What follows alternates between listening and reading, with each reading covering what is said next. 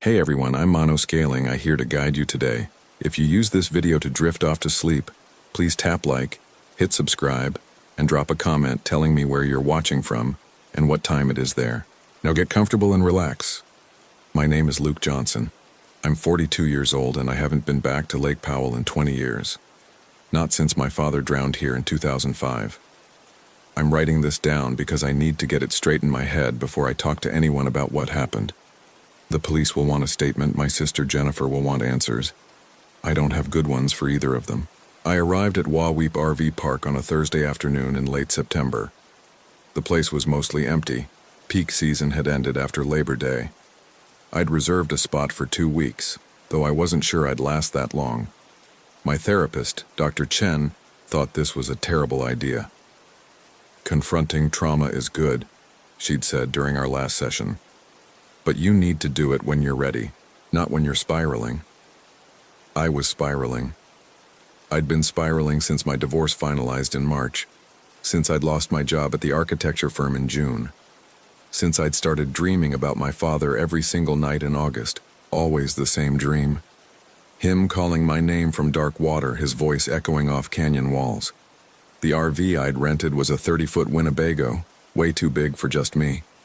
The rental place in Page had tried to talk me into something smaller, but I'd insisted. I needed space. I needed to feel like I could move around without the walls closing in. I set up in spot 47, which had a partial view of the lake through a gap in the rocky terrain. The ranger who checked me in was maybe 60, weathered face, name tag that read, Bill. He barely looked at my reservation printout. "You picked a good time to come," he said. "Place clears out after September, gets quiet. That's what I'm looking for. How long you staying?" 2 weeks maybe, depends. He handed me a park map and a sheet about water safety. Lake's down about 40 feet from normal levels. Drought. You'll see a lot of exposed rock and old debris. People find all kinds of things when the water's this low. Crashed boats, sunken docks. Last month somebody found a car from the 80s. I took the papers without really looking at them. "Thanks. You here alone?" "Yeah." He studied me for a moment and I had the uncomfortable feeling he was trying to place me, but he just nodded and waved me through. I spent the rest of that afternoon setting up and trying not to think too hard about why I was really here. I told Jennifer I needed to clear my head, get some perspective. I told Dr. Chen I was ready to face what happened. I told myself I just needed to see the place again, to prove to myself it was just a lake, just water, just geology and chemistry and nothing more. But I'd been hearing his voice for 3 months, not in dreams, in my apartment in Denver, in my car, in the grocery store. Always the same. "Luke. Come here, Luke." And it was his voice.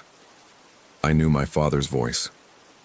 That first night I made dinner in the RV's tiny kitchen, just pasta and jarred sauce, and ate it while watching the sun set over the lake. The water turned copper, then deep red, then purple as the light faded. I'd forgotten how dramatic sunsets were out here, how the desert landscape seemed to amplify every color. I also forgot how complete the darkness was once the sun went down. The RV park had minimal lighting, just a few solar-powered path lights near the bathrooms and main office. My spot was far enough from those that when I turned off the RV's interior lights, the darkness was almost total. I could see stars like I hadn't seen in years living in Denver. The Milky Way was a bright smear across the sky. I sat outside in my camp chair with a beer, listening to the night sounds. Wind moving through the canyon. The distant hum of someone's generator. The faint slap of water against the shore. And then, around 10 o'clock, I heard it. Luke. Just that. Just my name. Coming from the direction of the lake. I stood up fast enough that my chair tipped over. My heart was doing that thing it had been doing a lot lately. That rapid pounding that felt like it might crack my ribs. I turned on my phone's flashlight and pointed it toward the water, but the beam didn't reach far enough to show me anything except rocks and scrub brush. "Hello?" My voice came out rough. Nothing, just wind. I went inside the RV and locked the door, which was stupid because it was an RV door, not exactly a security barrier. I sat on the bed in the back and focused on my breathing like Dr. Chen had taught me. 4 counts in, hold for 4, 4 counts out. After about 20 minutes, my hands stopped shaking. It was the wind, I told myself, or another camper. Or my own brain playing tricks on me, because that's what brains do when you're sleep-deprived and anxious and deliberately putting yourself in a place loaded with trauma. I didn't sleep well. I kept jerking awake, convinced I'd heard something. Around 3 in the morning, I gave up and sat at the small dinette table with my laptop, trying to distract myself with work emails I no longer had. My inbox was mostly spam now. When dawn finally came, I felt hollowed out and fragile, but also faintly ridiculous. It was just wind, just my imagination, just the stress of being back here. I decided to spend the day exploring, to get reacquainted with the area. My father and I had come here when I was 12, just the 2 of us. Mom had stayed home with Jennifer, who was 6 and got carsick on long drives. Dad wanted to take me fishing, wanted us to have guy time. We'd stayed at this same RV park, though I didn't remember the exact spot. I drove into Page for breakfast and supplies. The town had grown since I was last here. More chain restaurants, a bigger Walmart. More hotels catering to the tourists who came for Antelope Canyon and Horseshoe Bend. But it still had that small desert town feel, everything covered in a fine layer of red dust. In the Walmart parking lot, I sat in my rental car and pulled up the news articles about my father's death. I'd read them 100 times, but I pulled them up again. July 23, 2005. Denver man drowns in Lake Powell boating accident. The details were sparse. He'd been alone in a rented fishing boat. The boat was found drifting near Padre Bay, empty, engines still running. His body was recovered 3 days later, about 2 miles from where the boat was found. The autopsy said drowning blood alcohol level was 0.9, just over the legal limit. No signs of trauma. Accident. I was 22 when it happened, just graduated from college. Jennifer had called me at 6 a.m. hysterical. I'd flown to Utah, identified the body, handled all the logistics while Mom sat in the hotel room unable to speak. It was the only time I'd ever seen her completely shut down. We never talked about why he'd been here alone. He'd told Mom it was a business trip. He worked in medical equipment sales, traveled a lot. But there was no business conference, no client meetings. He'd just driven to Utah, rented an RV and a boat, and apparently gotten drunk and fell overboard. The only thing that never made sense to me was that my father didn't drink much. A beer with dinner sometimes, wine at holidays. I'd never seen him drunk. That 09 BAC felt wrong, but not wrong enough that anyone investigated further. I bought groceries and drove back to the park, taking the long way around the lake. The water level was shockingly low. I could see the famous bathtub ring on the canyon walls, that white mineral deposit line showing where the water line used to be. Below it, the rock was dark red, exposed for the first time in decades. Back at my spot, I saw I had neighbors now. A large travel trailer had pulled into spot 45, 2 sites down from mine. As I parked, a woman climbed out of the trailer, maybe late 30s, dark hair and a ponytail. "Hey there," she called, waving. "Looks like we're camping buddies." I waved back but didn't walk over.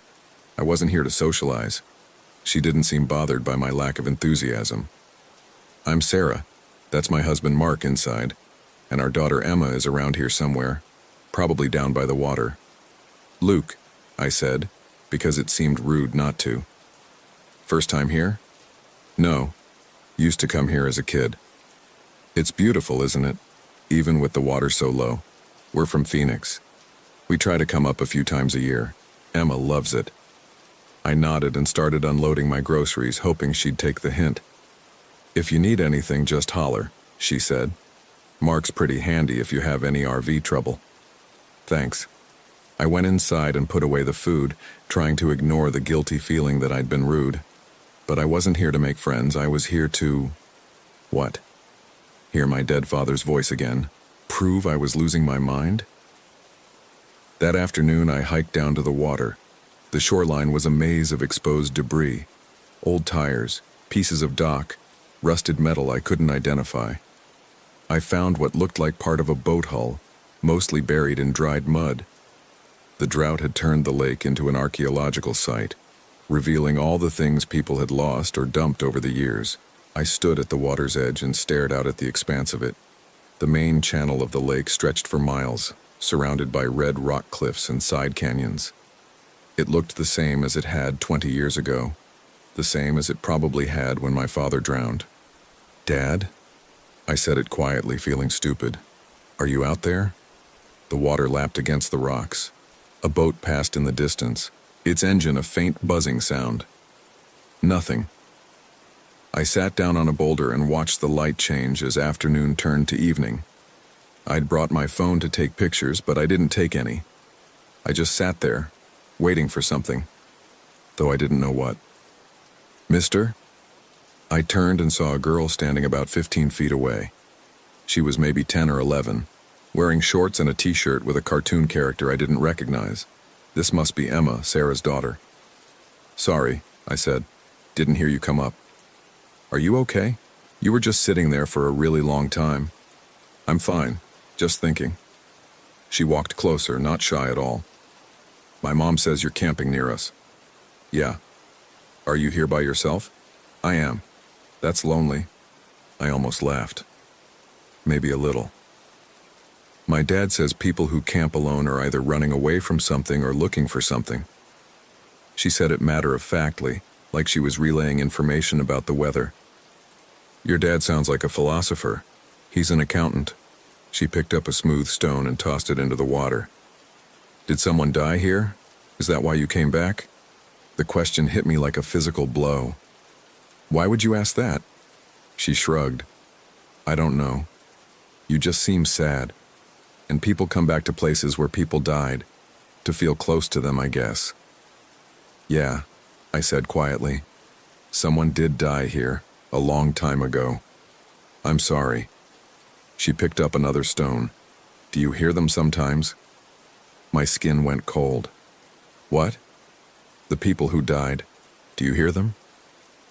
"Why are you asking me that?" She looked at me with those direct, unsettling eyes that kids have when they don't understand what should and shouldn't be said. "Because I do. I hear people in the water. At night, mostly. They call out names. I told my parents, but they said it's just other campers or birds or something." Before I could respond, Sarah's voice called from up the slope. "Emma, dinner." "I have to go," Emma said. She started walking away, then turned back. "Hey, mister, if you hear them calling, don't answer. My grandma told me that once. Never answer voices from the water." Then she was gone, scrambling up the rocky slope toward the RV park. I sat there as the sun dropped below the canyon rim and shadows filled the basin. My hands were shaking again. That night, I heard it again.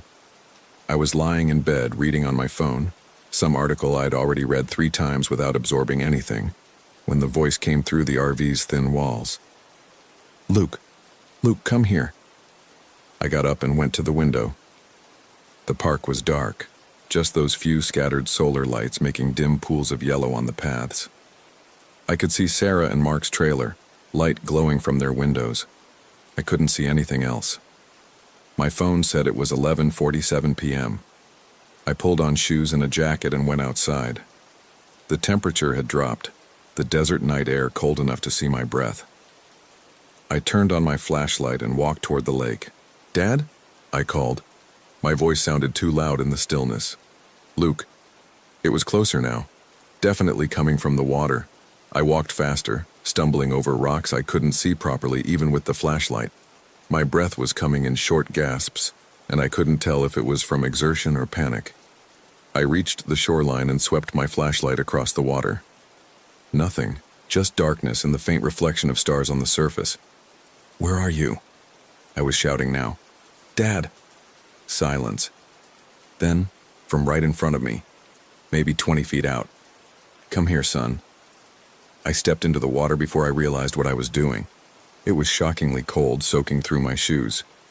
I stopped when I was knee-deep, the beam of my flashlight dancing across the black surface. Luke. It was his voice. I knew it was his voice. The same tone he'd used when he wanted to show me something interesting or when he was proud of something I'd done.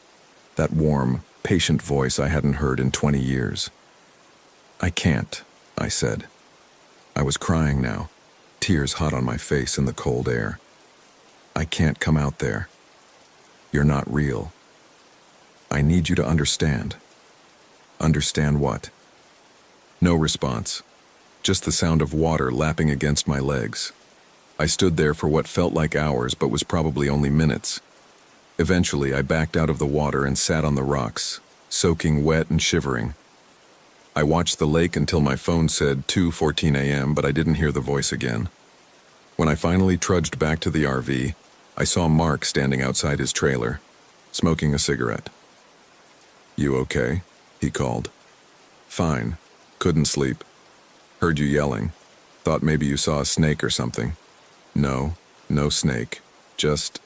I gestured vaguely. "Night hike." He took a drag on his cigarette. "Weird place at night. Sound carries funny off the water. You can hear people talking from miles away sometimes. Makes it seem like they're right next to you." "Yeah," I said. "That must be it." I went inside and stripped off my wet clothes. I didn't sleep the rest of the night. The next day, I drove into Page and went to the library. I don't know what I was looking for exactly. Information about my father's death, maybe. Or something about the lake's history. The library was small, just a few rows of books and some computers. The librarian was a Navajo woman, maybe 50, who barely looked up when I came in. I used one of the computers to search for drownings at Lake Powell. There were dozens over the years. The lake was huge, nearly 2,000 miles of shoreline, and people were stupid around water. They drove boats drunk, swam in areas with hidden currents, cliff jumped without checking depth. Every summer, someone died.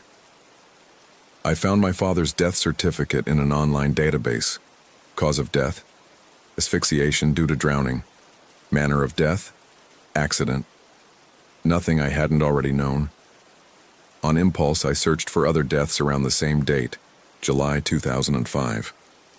There were 2 others that month. A teenager who'd been swimming near Waweep and didn't come up. A woman in her 50s whose kayak had capsized near Rainbow Bridge. Both ruled accidental drownings. I sat back and rubbed my eyes. What was I even looking for?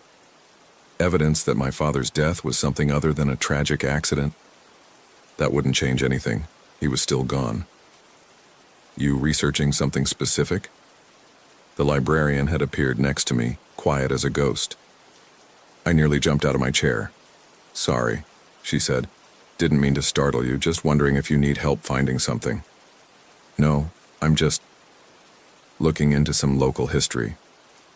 She glanced at the screen, at the articles about drownings.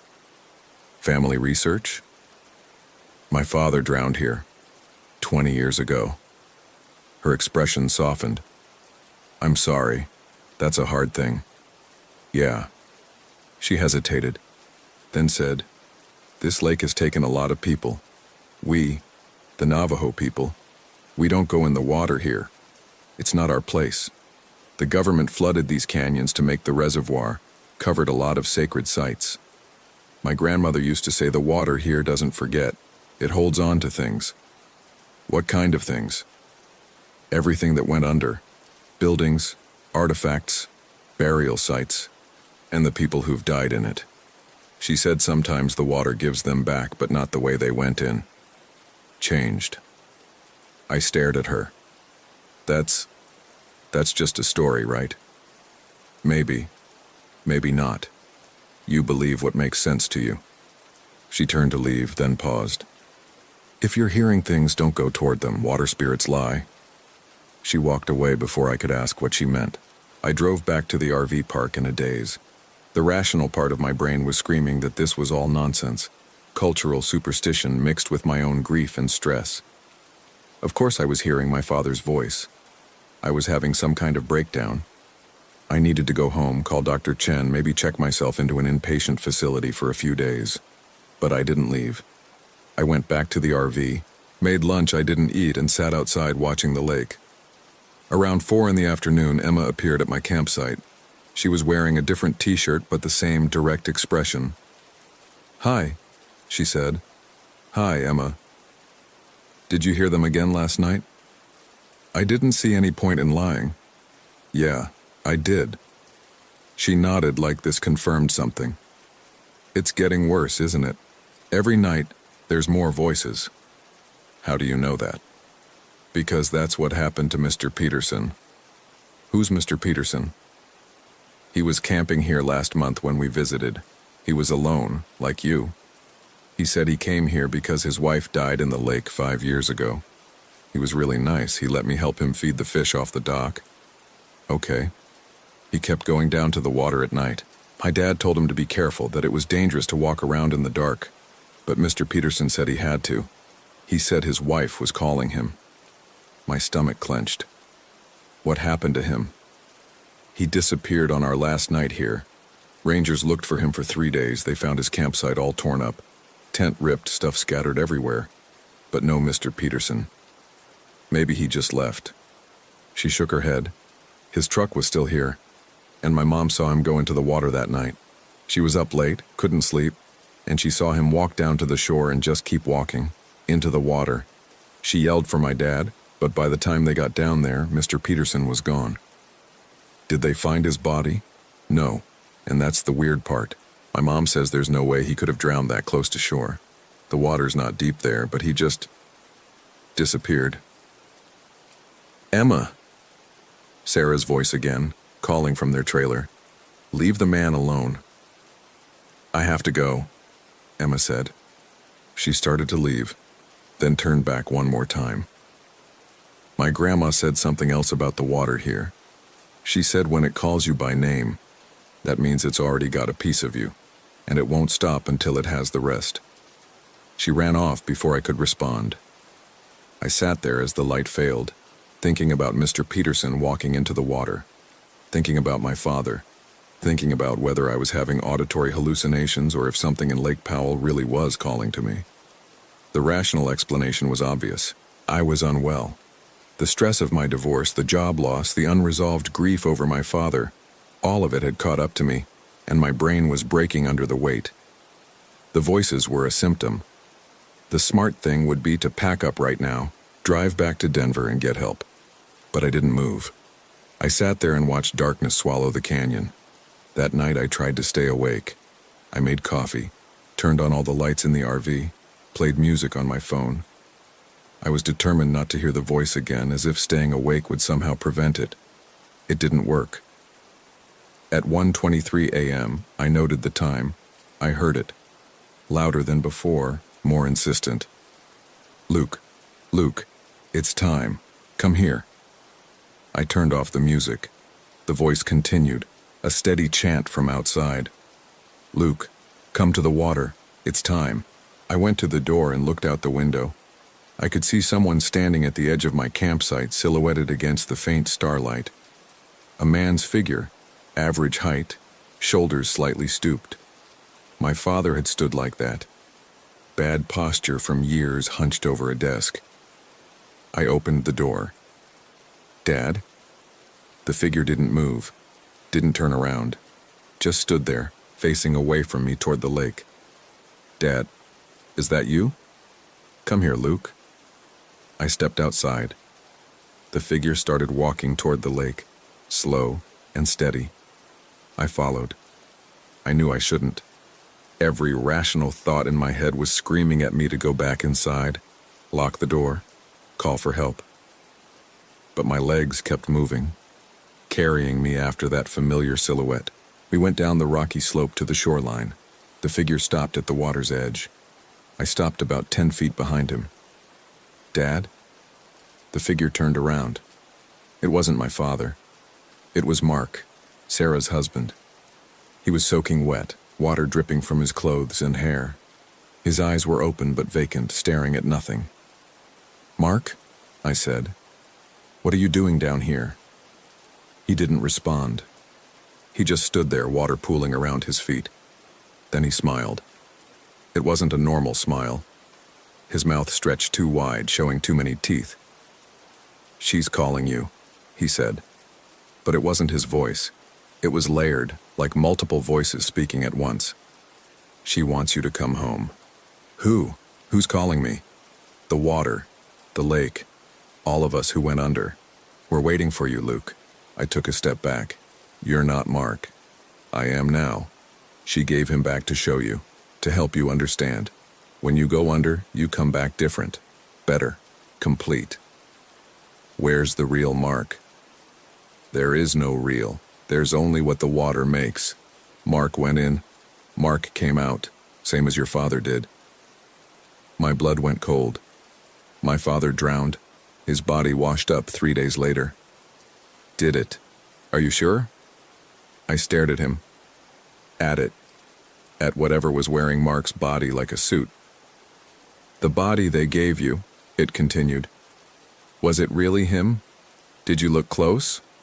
Or did you just accept what they told you because it was easier than asking questions? I had looked. I'd identified the body. I'd seen my father's face, bloated and gray and wrong, but his face nonetheless. His wedding ring was still on his finger, the birthmark on his shoulder. It was him, wasn't it? Your father called you here, the Mark thing said. He wants you to understand. He wants you to join him. The water remembers everything, Luke. Everyone. And it wants us all back. It took a step toward me. Then another. I ran. I scrambled up the slope, slipping on loose rocks, my breath coming in ragged gasps. Behind me, I could hear splashing, footsteps in the shallow water following me. I made it to my RV and threw myself inside, slamming the door and locking it. I backed away from the windows, my heart hammering so hard I thought I might pass out.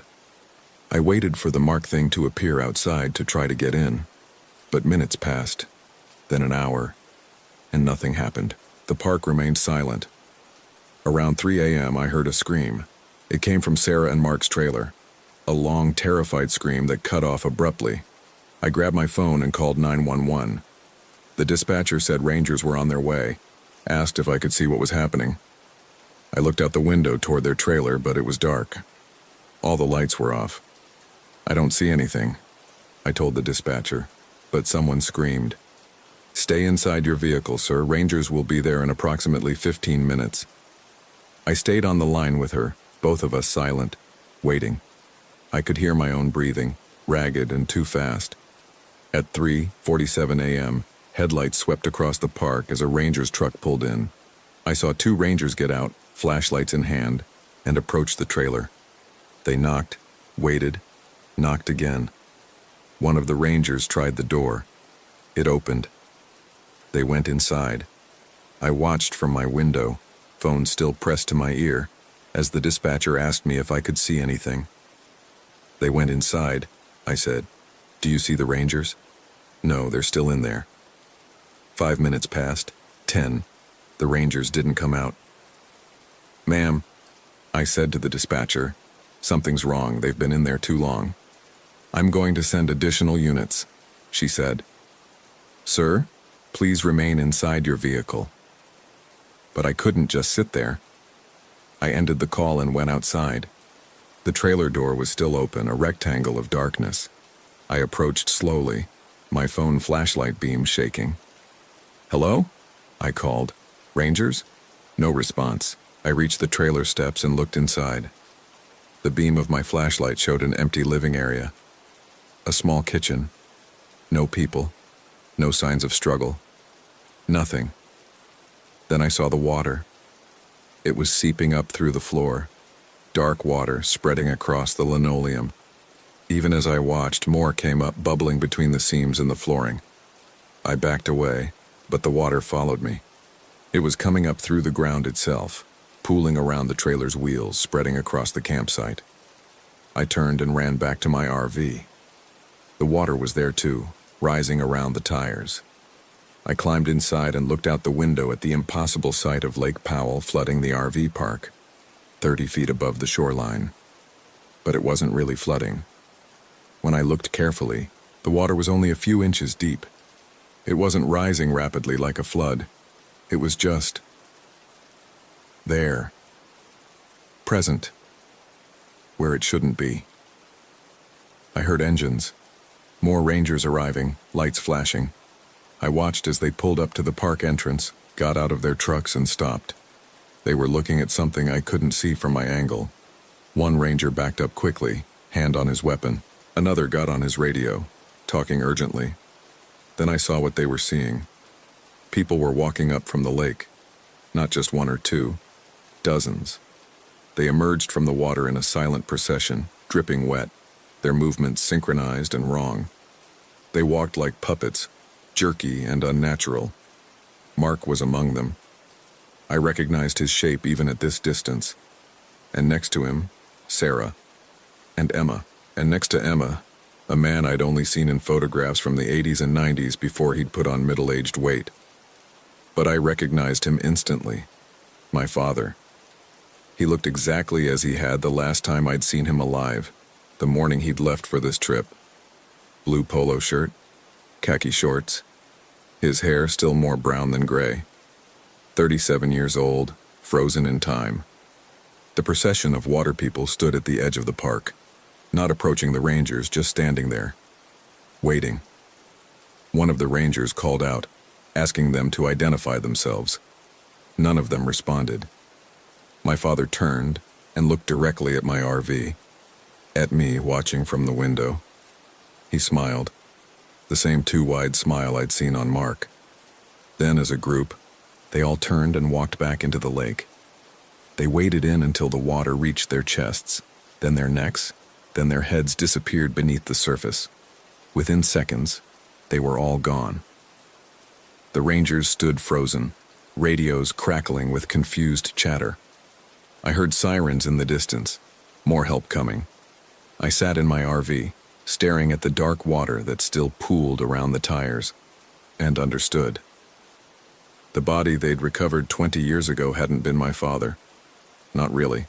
The lake had kept him, or something in the lake had kept him, and sent back. Something else. Something wearing his face, his wedding ring, his birthmark. But not him. And now he was still here. Still in the water. Still waiting. The sun came up. The water around my RV receded, leaving just damp ground. Rangers swarmed the park, questioning me and the few other campers who'd remained. I told them what I'd seen, or a version of it. People walking from the lake, Mark and Sarah and Emma among them, then disappearing back into the water. They searched for 3 days. They found Sarah and Mark's trailer empty, personal belongings still inside, phones and wallets on the table. They dragged portions of the lake near the shore. They brought in divers. They didn't find bodies. They didn't find anything. On the 4th day, they asked me to leave. The park was being closed temporarily while they investigated. I packed up the RV and drove back to the rental place in Page, turned in the keys and caught a flight back to Denver. But I didn't really leave, because every night, I still hear it, the voice calling from the water. Not just at night now, sometimes during the day, a whisper under the sound of traffic or conversation. Luke, it's time. Come home. I've been seeing Dr. Chen twice a week. She's increased my medications. She says I had a psychotic break triggered by stress and returning to the site of my father's death. She says the things I saw weren't real. Mass hysteria, hallucinations brought on by sleep deprivation and grief. Maybe she's right. But yesterday I got a call from Jennifer. She'd been going through some of Mom's things. Mom died last year, and we'd been slowly sorting through decades of accumulated life. Jennifer found something in a box of Dad's personal effects that the police had returned after his death. A journal. Dad's journal, from that trip to Lake Powell. Jennifer read me the last entry, dated July 22, 2005, the day before he drowned. I can hear her now. The voice from the canyon when I was 17. The summer my friends and I camped at Padre Bay, and Thomas went swimming and didn't come back. We said he drowned, but I knew. I heard her calling him. I saw him walk into the water, and I saw him come back out an hour later. But it wasn't Thomas anymore. He smiled too much. He knew things he shouldn't have known. I tried to forget. I stayed away for 22 years, built a life, had a family.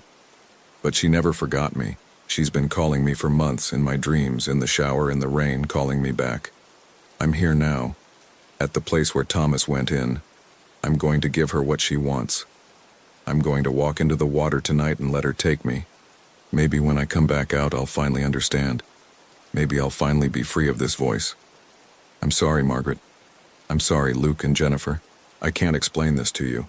You'd think I was crazy. Maybe I am. But I have to do this.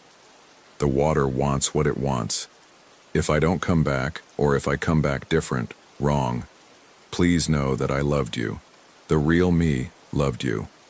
Whatever comes after isn't me. It's just wearing my face.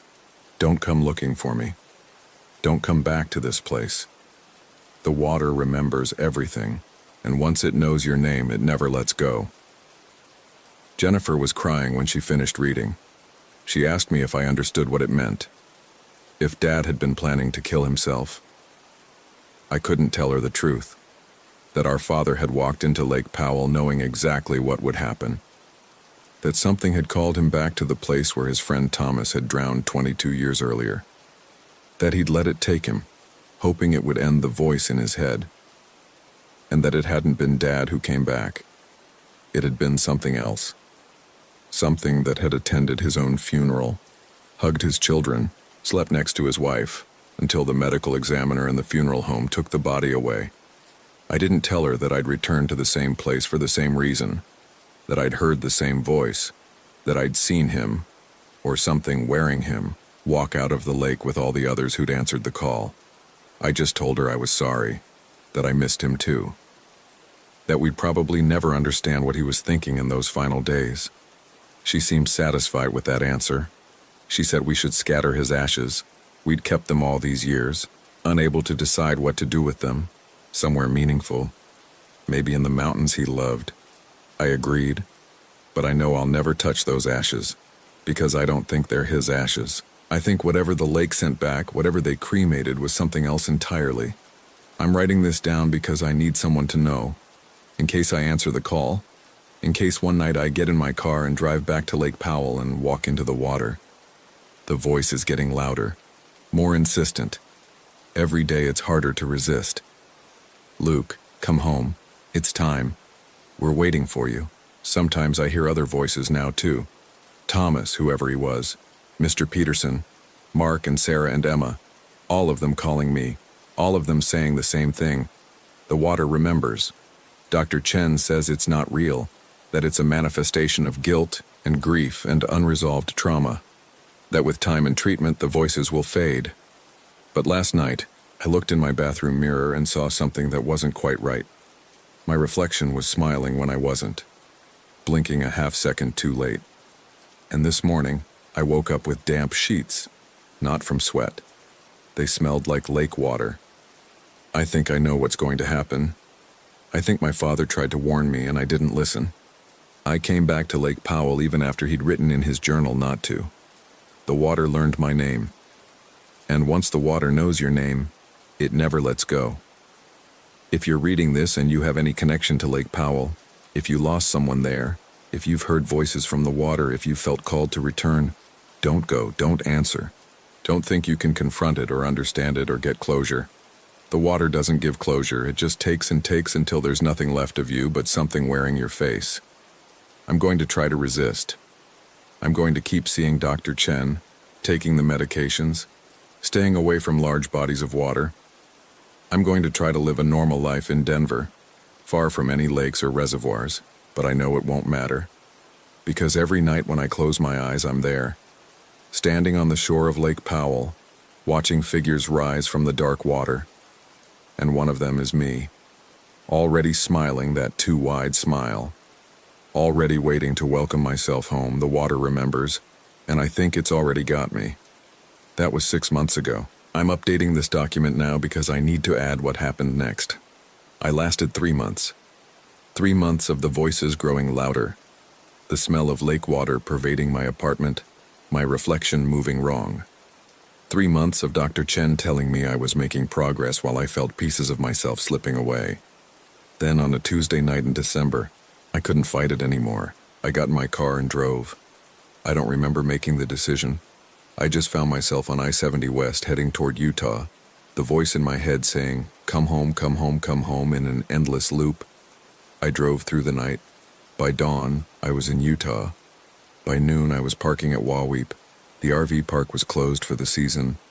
Yellow caution tape fluttered around the entrance, but no one was there to stop me. I walked into the park, past my old campsite, past where Sarah and Mark had stayed, down to the water. The lake was even lower now. The drought had continued, exposing more and more of the canyon floor.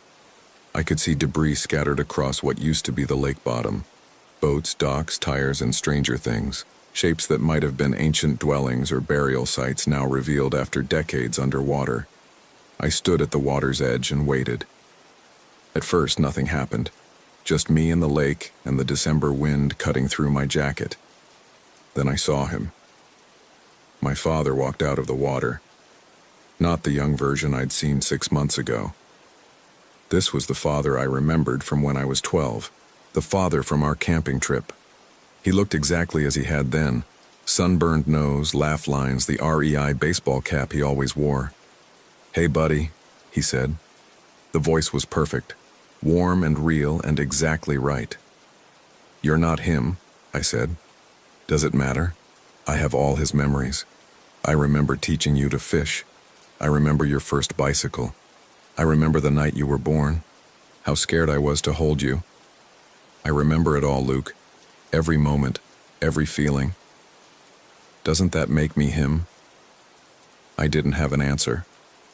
"The water takes what goes in," he continued, "but it gives back too. It preserves. Nothing is really lost here. Everyone who's drowned, everyone who's been taken by the lake, we're all still here. Still aware. Still ourselves, just more. Better. Complete." "Thomas," I said. "Did you really know Thomas?" "I did. He was my best friend. He walked into the lake in 1983 and I watched him come back out. I was 17 and terrified and I ran. But he was still Thomas. He just understood things he hadn't understood before. He saw the truth about what this place is." "What is it?" My father smiled. Not the too wide smile. Just his regular smile. The one I remembered. "A doorway. The canyons that were flooded when they made the reservoir, they were sacred to the Navajo, the Paiute, the Hopi. Places where the world is thin, where other things can come through. When they filled the canyons with water, they didn't destroy that. They just changed it, made it accessible in a different way. So the things that come out of the water are still people, still who they were, just with something added, something that helps them understand. See more. Be more." I looked at him, at this thing wearing my father's face. "Why did you call me here?" "Because I love you. Because I want you to understand what happened to me, and because..." He paused, looked uncomfortable in a very human way. "Because it's lonely, Luke. Being in the water, having all this awareness and no one to share it with. I want my son back. Not as a memory, as something real. You want me to drown. I want you to join me, to understand, to be complete." He held out his hand. "Come on, buddy. Let me show you." I stood there, his hand extended toward me, and I understood what my father had understood in 2005, what Thomas had understood in 1983, what everyone who'd answered the lake's call had understood. It was easier to go in, easier to let go, easier to stop fighting the voice that never, ever stopped. I took a step toward him. Then I heard another voice, a child's voice. "Mr. Luke, don't." I turned and saw Emma running down the slope toward me, but not the Emma I'd seen 6 months ago. This Emma was clearly from before, from August when she and her parents had been camping here. She was wearing the same t-shirt she'd worn the first day I met her. She ran straight to me and grabbed my arm. "You can't go in. If you go in, you won't be you anymore." "Emma, where are your parents?" "They're in the water. They've been in the water since September. Every night they try to get me to come in too, but I won't. I keep running, I keep hiding, but I'm getting tired, Mr. Luke." I looked at her, really looked. She was thin, her clothes dirty and torn. Her face was scratched and bruised. She'd been living out here for months alone, running from her own parents. "Emma, we need to get you out of here." "You can't leave," my father said. His voice had changed, layered with that multi-voice quality I'd heard before. "She can't leave. No one leaves once the water knows them." I looked back at him. He was still smiling, but it wasn't my father's smile anymore. It was the other smile, the wrong one. "Run," I said to Emma. We ran.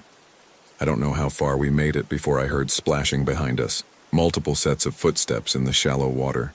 More people coming out of the lake, all of them with the same wrong smile, all of them moving in that jerky, puppet-like way. We scrambled up the rocky slope, Emma moving faster than me, her child's body more agile. We passed the RV park, kept going up into the rocks and scrub brush of the desert. The water people followed, not running, just walking, steady and relentless. They didn't need to run. They knew we'd eventually tire, knew there was nowhere to go in this vast, empty landscape. We ran until my lungs burned, until my legs threatened to give out. Emma kept pulling me forward, this strange, tough little girl who'd survived months alone in the desert. Finally, we stopped on a rocky outcrop, gasping for breath. Below us, I could see the lake spread out in the gathering dusk, and on the shore dozens of figures stood watching us, waiting. "What do we do?" Emma asked. I didn't have an answer. We couldn't run forever. We couldn't leave. My car keys were in my pocket, but my car was parked at a closed RV park surrounded by those things. We couldn't call for help. My phone had died hours ago. My grandma said something, Emma said suddenly, when she told me about the water spirits. She said they can only take you if you answer the call, if you go to them willingly. But if you don't answer, if you don't go into the water, eventually they forget about you. How long does that take? She didn't say. We sat there as night fell, watching the figures on the shore below. They didn't move, just stood there, dozens of them now, all looking up at us. "Maybe we just wait," I said. "Maybe they'll give up. Or maybe they won't." Emma's voice was small and scared and very young. "I've been waiting for months, Mr. Luke. They never forget." That was 2 months ago. I'm writing this on a laptop I found in an abandoned ranger station, charging it with a solar panel I scavenged. Emma and I are still here, still running, still hiding from the things that come out of Lake Powell. We've learned their patterns. They're more active at night, they call loudest during the darkest hours. They seem strongest near the water, but they never stop, never give up. Every night we hear voices we knew, Emma's parents, my father, Mr. Peterson, and the rangers who went into Sarah's trailer and never came out. All of them calling our names, promising completion, promising understanding. We don't answer. During the day, we scavenge. There are abandoned campsites scattered throughout this area. People who fled like we fled, leaving behind supplies. We've collected food, water, blankets, batteries. We've created hiding spots in the rocks where we can shelter during the worst nights. Emma talks about her parents sometimes, about how they'd take her camping, how much her dad loved fishing, how her mom made the best camp pancakes. She cries at night, quiet sobs she tries to muffle. She's 11 years old and she's living like a feral thing in the desert because her parents tried to drown her in Lake Powell. I tell her about my father, the real one, the one from before, how he taught me to tie knots, how he'd make terrible jokes, how he'd always believed in me even when I didn't believe in myself. I tell her about Thomas and about the journal that explained everything and about how my father had tried to warn me away and I'd come anyway. We tell each other these stories to remember that we were real people once, that our families were real, that this horror isn't all there is. But sometimes, more and more often, I'm not sure. Because yesterday, Emma said something that terrified me more than anything else that's happened. "Mr. Luke," she said, "when did we meet?" I can't remember anymore. I opened my mouth to answer. We met in September at the RV park, but the words didn't come. Because when I tried to access that memory, it was fuzzy, uncertain, like something viewed through murky water. Had we met in September? Or had it been August? Or earlier? I remember her warning me about the voices. I remember her telling me about Mr. Peterson, but when I try to put those memories in order, to create a coherent timeline, I can't. They're all jumbled, overlapping, contradicting each other, and my memories from before Lake Powell are fading too. I remember my divorce, but I can't picture my ex-wife's face. I remember my job, but I can't recall the name of the firm. I remember my sister Jennifer, but when I try to hear her voice in my mind, all I hear is the voice from the water saying, "Come home." This morning I looked at my reflection in a still pool of water. I know I shouldn't look at water, but I couldn't help it. For just a moment I didn't recognize the face looking back. It was too pale, too still. The eyes didn't quite track right. Then I blinked, and it was just me again. Gaunt and exhausted, but me. I think the water is forgetting us, like Emma's grandmother said. But I think we're forgetting too. Forgetting who we were, what we were running from, why any of this matters. Sometimes I think about giving up, walking down to the shore, taking my father's hand, letting the water take me. At least then I'd understand. At least then I'd be complete. At least then I wouldn't be so tired. Emma says we have to keep fighting. She says if we give up, then all those people, her parents, my father, all the others, they died for nothing. Or worse, they're trapped forever. Aware but changed, unable to save themselves. I think she's right. I think we have to keep running, keep hiding, keep refusing the call, but I don't know how much longer I can do it. The voice is so loud now. It's not just at night anymore, it's constant. A whisper under every thought, every breath. Luke, come home. Come home, come home. And I want to. God help me, I want to. But I'm writing this down first. I'm documenting everything while I still remember it clearly, while I still know what's real and what isn't. If you're reading this, if you somehow found this laptop in this abandoned ranger station, then you need to know. Stay away from Lake Powell. Don't go near the water. Don't listen if you hear voices calling your name. Don't try to understand what happened here or investigate the disappearances or solve the mystery. There is no solving it. There's only surviving it. And I'm not sure Emma and I are doing that anymore. I'm not sure we're still people or if we're slowly becoming something else. Something the water will eventually reclaim. The sun is setting now. Soon it will be dark. Soon the voices will get louder, and Emma and I will huddle in our hiding spot and try not to answer. But every night it gets harder. Every night the water calls a little louder. And every night I take one step closer to answering. The water remembers. And I think I'm finally starting to remember too. Remember what I really am. What I've always been. What I'll be once I stop running and go home. The water remembers. Come home, Luke. It's time. This document was found on a laptop in a ranger station at Lone Rock, Lake Powell, in March 2024. The laptop belonged to Luke Johnson, age 42, who was reported missing in December 2023 after his rental car was found at Wahweap. An extensive search was conducted, but no body was recovered. Also missing, Emma Martinez, age 11, who disappeared with her parents Mark and Sarah Martinez in September 2023 while camping at Wahweap RV Park. The parents' bodies were never recovered.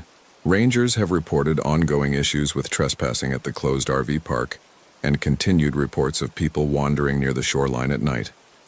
All attempts to detain or question these individuals have been unsuccessful. Lake Powell water levels continue to drop due to ongoing drought. As of this writing, water levels are at 23% capacity. The reservoir is expected to reach historic lows by summer 2024. Additional searches for Luke Johnson and Emma Martinez are pending.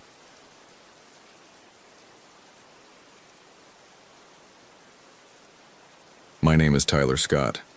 This happened last September at Goblin Valley State Park in Utah.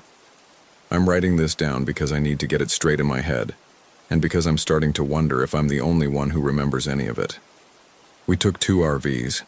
Mine and Emma's was a newer model, a 26-footer we'd rented for the trip.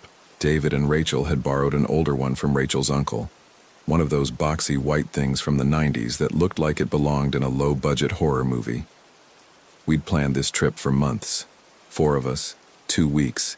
hitting all the Utah parks we could manage before the weather turned. David was my older brother. Is my older brother. I have to keep correcting myself. We arrived at the campground around 4 in the afternoon. The park itself was still an hour's drive away, but we'd picked this RV site because it was cheap and empty. Mid-September meant the summer crowds were gone, and we had our pick of spots.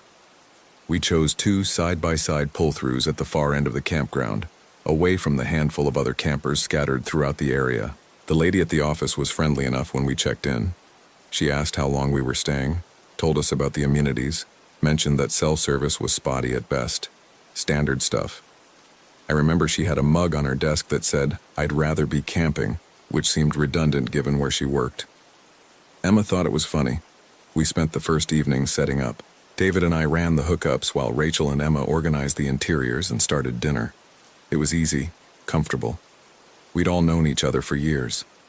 David and I grew up together, obviously. Emma and I had been dating for 3 years. Rachel had been with David for about 18 months. We'd done trips like this before, though never one this long. That first night was good.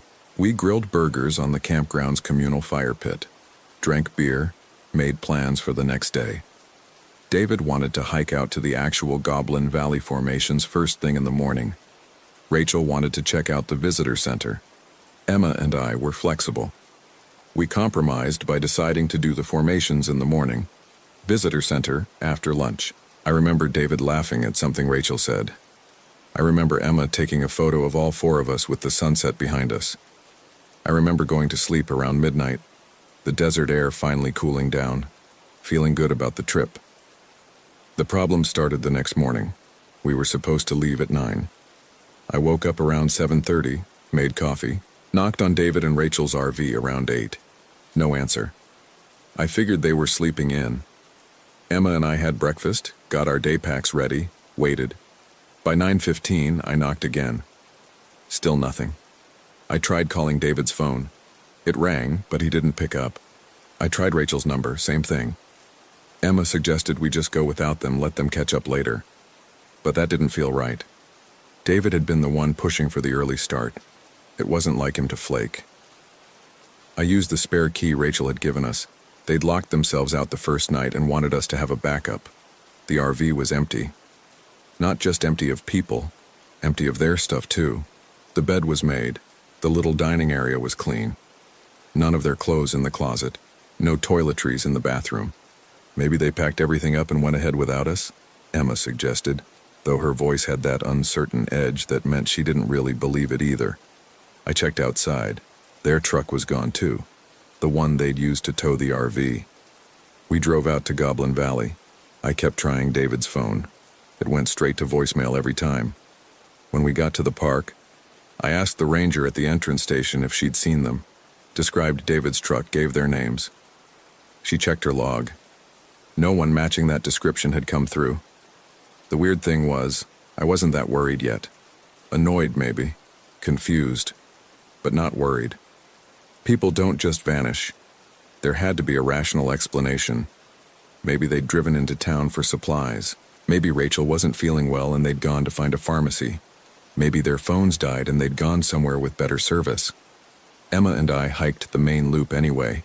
It was beautiful out there, all those rust-colored rock formations sticking up like melted chess pieces. We took photos. We talked about how strange it was that David and Rachel had bailed. We got lunch at the visitor center. We drove back to the campground. Their RV was there when we returned. Same spot, hooked up to power and water like it had never left. But their truck was still gone. I knocked. No answer. I used the spare key again. It was still empty. Exactly as empty as it had been that morning. "This is getting weird," Emma said. She was trying to sound light about it, but I could tell she was uncomfortable. I tried calling David again. This time it didn't even ring, just went straight to that automated message. "The number you have reached is not in service." I tried Rachel's phone. Same thing. We went to the campground office. The same woman from the day before was there, but she didn't seem to recognize us. When I asked if she'd seen our friends, described their RV, said they were supposed to be in the spot next to ours. She pulled up her records on the computer.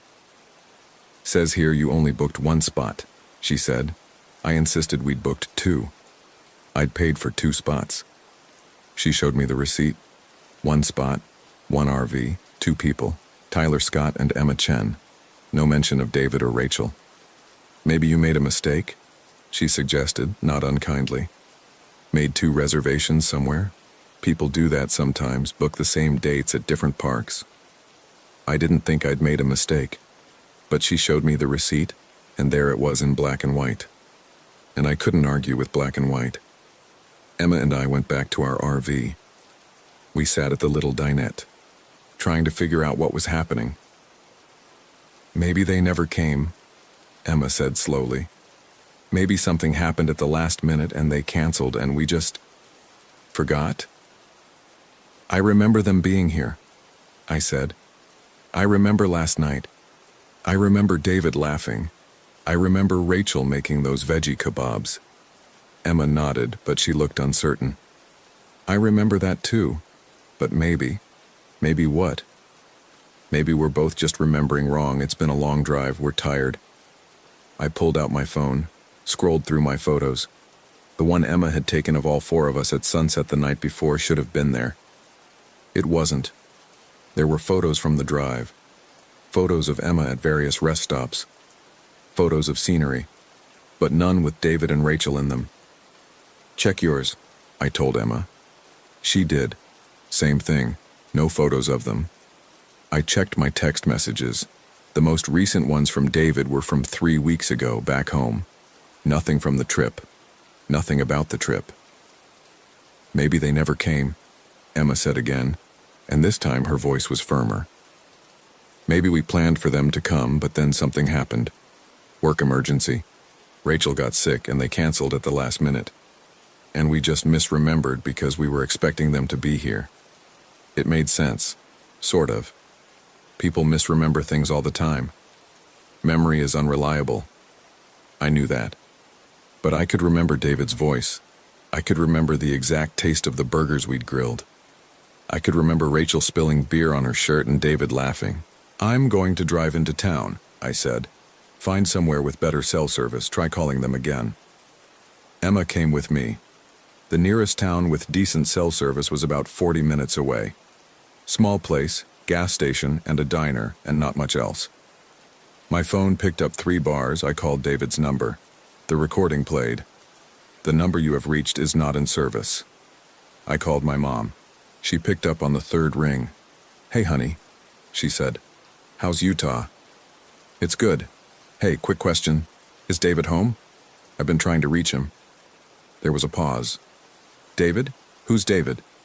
My stomach dropped. David, your son, my brother. Another pause, longer this time. Then, Tyler, are you feeling okay? Did something happen? Mom, I'm talking about David, your oldest son. Sweetheart, you're my only son. Are you sure you're all right? Have you been drinking? I hung up, my hands were shaking. Emma was watching me from the passenger seat. What did she say? She doesn't remember David. Tyler. She doesn't remember him, her own son. She doesn't remember him. Maybe you said the wrong name. Maybe. I know my own brother's fucking name, Emma. She flinched. I never raised my voice at her. I took a breath, tried to calm down. I'm sorry, I said. I'm sorry, this is insane. Let me try calling Rachel's parents, Emma said quietly. She did.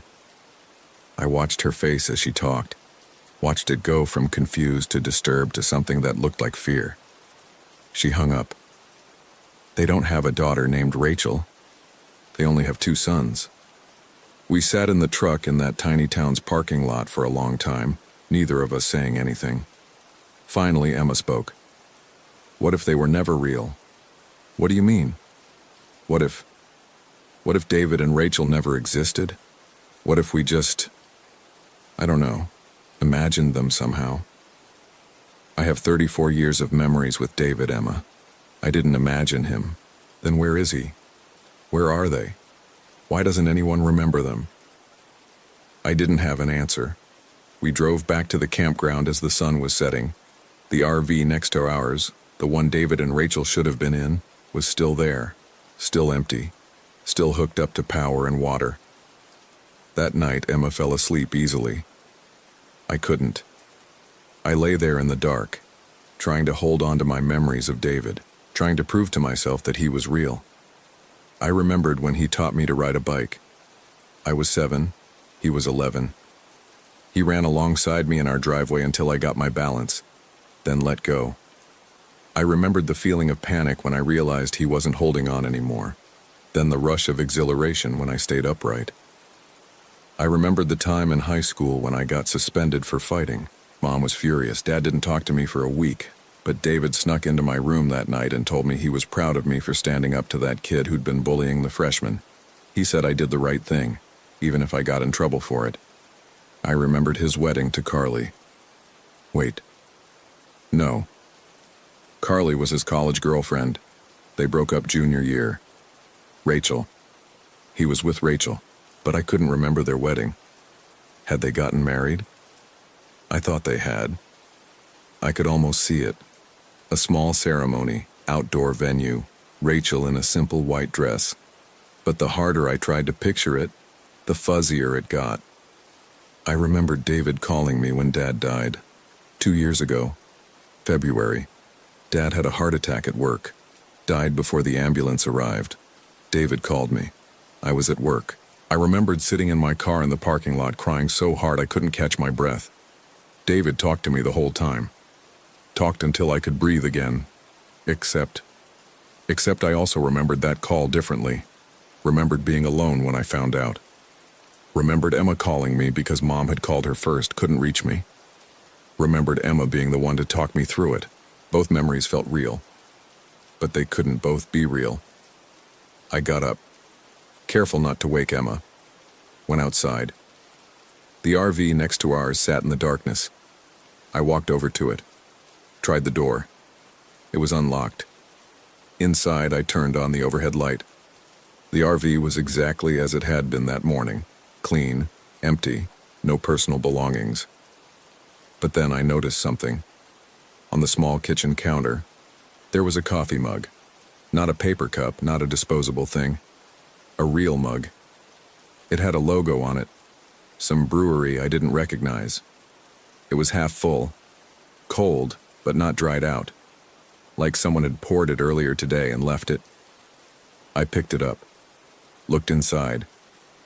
Coffee with a little bit of cream, the way Rachel took hers. Except Rachel didn't exist. According to everyone else, Rachel had never existed. I set the mug down and backed out of the RV. Stood in the cool night air trying to make sense of what was happening. A voice spoke from behind me. "Can't sleep either?" I spun around. There was a man standing by one of the other RVs, maybe 50 feet away. Older guy, maybe 60, with a thick beard and a flannel shirt. Yeah, I said. Just restless, I guess. Happens to me all the time out here, he said, walking closer. Something about the desert makes it hard to settle your mind. Have you been here long? I asked. Got here this afternoon. You? Yesterday. He nodded, looked at the empty RV next to ours. That one yours too? No, friends were supposed to be here, but they didn't show up. That's a shame. It's nice out here, though quiet. Yeah. He started to walk away, then paused. Hey, you want some advice? Sure. Don't go into town, especially not at night. People around here, they don't like outsiders much. The people in town seemed fine earlier. He gave me a look I couldn't quite read, if you say so. Then he went back to his RV and closed the door. I stood there for a while longer, then went back to bed. Emma was still asleep. I lay next to her, staring at the ceiling. I must have dozed off eventually because I woke to sunlight streaming through the windows. Emma was already up, making coffee. "Morning," she said, not quite meeting my eyes. "Morning." "I've been thinking," she said, "about yesterday, about everything." "Yeah? I think we should go home. Cut the trip short. It's not fun anymore. I don't know what's happening, but I think we should just leave." I wanted to argue. Wanted to say we needed to figure out what happened to David and Rachel. But the thing was, I was starting to doubt myself. Maybe Emma was right. Maybe they had never come. Maybe I was having some kind of breakdown. "Okay," I said. "Let's pack up." We spent the morning getting the RV ready to leave. Around 11, the campground lady came by on a golf cart doing her rounds. "Heading out?" she asked. "Yeah," Emma said, cutting the trip short. "That's too bad. Everything okay?" "Fine," I said. "Just ready to get home." She nodded. "Well, if you want, there's no charge for breaking your reservation early. We're pretty empty this time of year anyway." "Thanks." She started to drive away, then stopped, turned back. "Hey, can I ask you something?" "Sure." "That RV next to yours, the white one, that yours?" "No," I said. "That belongs to—" I stopped. Who did it belong to? I tried to picture their faces, tried to remember their names. "Belongs to some friends," I finished, but the word felt hollow. "Wrong." "Weird," she said. "It's been sitting there empty since I got here this morning. No one's checked in for that spot. I thought maybe you'd brought 2 vehicles." "No," Emma said quickly. "Just ours." The lady shrugged. "Guess someone abandoned it then. Happens sometimes. We'll have it towed if no one claims it." She drove off. I looked at Emma. "You remember them, right? The people who were supposed to be in that RV?" She hesitated. I remember us talking about people joining us. Planning with people. But I can't. I can't picture their faces anymore. Can you?" I tried. Tried so hard to see David's face. And I could, sort of. But it was like looking at an old photograph that's been in the sun too long. Faded. Indistinct. I could almost see him, but not quite. "No," I admitted. "I can't." We finished packing. As we were doing a final walk around, I noticed something in the dirt between our RV and the empty one. Footprints, 4 sets, 2 going to our RV, 2 going to the other one, fresh footprints, from this morning. I crouched down, studying them. 2 sets were mine and Emma's. I recognized our shoes. The other 2. They were different. Larger boots, smaller sneakers. "Emma," I said, "come look at this." She came over, stared at the footprints. "Those aren't ours," I said. "Maybe they're old, from before. They're fresh. You can tell by how sharp the edges are." She crouched next to me. "Tyler, there's no one else here. There hasn't been anyone else here. Then whose footprints are these?" She didn't answer, just stood up and walked back to our RV. I stayed there staring at those footprints. 4 sets, 4 people. I knew there had been 4 people. I knew it. But I couldn't remember who the other 2 were. We pulled out of the campground around noon. As we passed the office, I glanced in the rearview mirror. The white RV was still there, sitting in its spot, hooked up to power and water, waiting for people who would never return, or maybe for people who had never existed in the first place. The drive home took 2 days. Emma didn't want to talk much. When she did, she avoided mentioning the trip, the campground, anything that had happened. We talked about work, about what we'd do when we got back, about mundane things. I wanted to push, wanted to make her remember.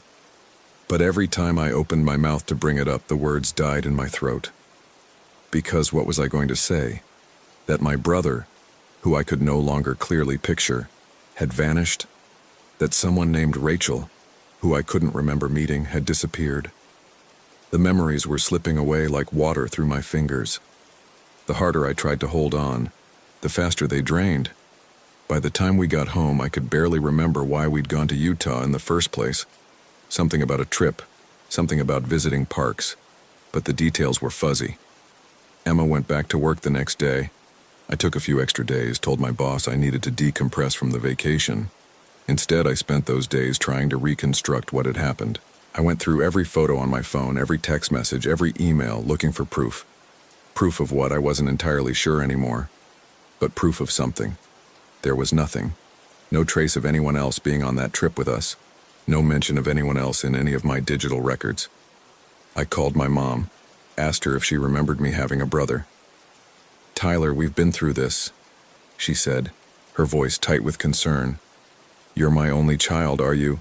Are you seeing someone about this? A therapist, maybe?" "No, I'm fine. Never mind." "Honey, I'm worried about you." "I'm fine, Mom, really." But I wasn't fine. I drove to my childhood home. Mom had moved to a condo a year after Dad died, couldn't stand living in the house alone.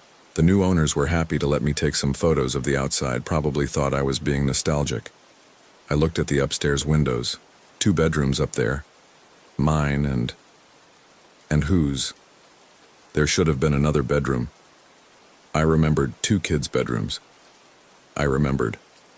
But I couldn't remember who the second bedroom belonged to.